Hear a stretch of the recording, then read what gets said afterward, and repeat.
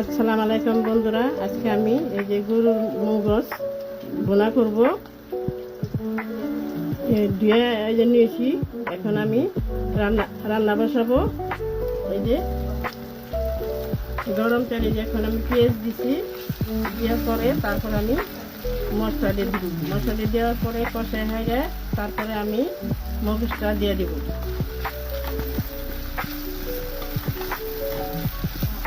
বন্ধুরা, এখন আমি যে মগজ রান্নার জন্য এই যে আমি গরম মশলা দিয়ে দিলাম একটু লবণ দিয়ে দিতেছি।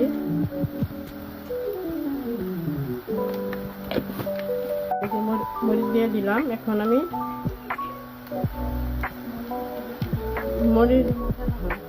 মরিচ একটু বেশি দিলাম, কারণ ঝাল হলে একটু মগজ মজা লাগবে। দিয়ে দিলাম আমি যে কাশ্মীরি মরিচ, একটু কালার আনার জন্য, অনেক সুন্দর কালার আসবে। দিয়ে দিলাম আমি যে ধনিয়ার গুঁড়া, দিয়ে দিলাম আমি গরম মশলা ফাঁকি, আমি দিয়ে দিলাম কাঁচা জিরা ফাঁকি। আমি এখন আদা বাটা,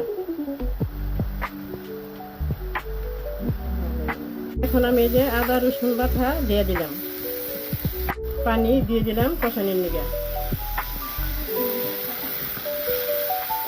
এখন আমি এই যে মশলাপাতি সব দিয়ে আমার শেষ। এখন আমি যে নাড়া দিয়ে দিতেছি, সুন্দর করে আমি কষাইয়া তারপরে আবার কষানির পরে আমি মগজটা দিয়ে দিব।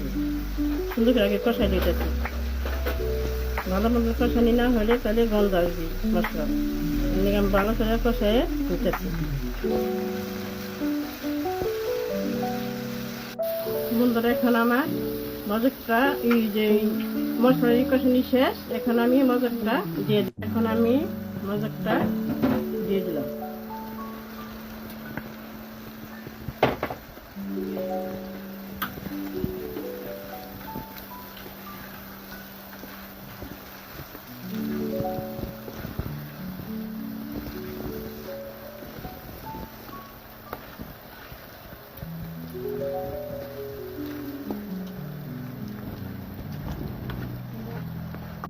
বন্ধুরা, আমার মগজ ভাজা এখন প্রায় শেষ। এখন আমি 5 মিনিট পরে এখন আমি নামাই ফেলব।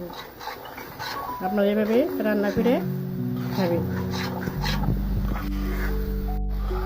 মানে খুব সুন্দর একটা ঘ্রাণ আসতেছে মগজ। ওখানে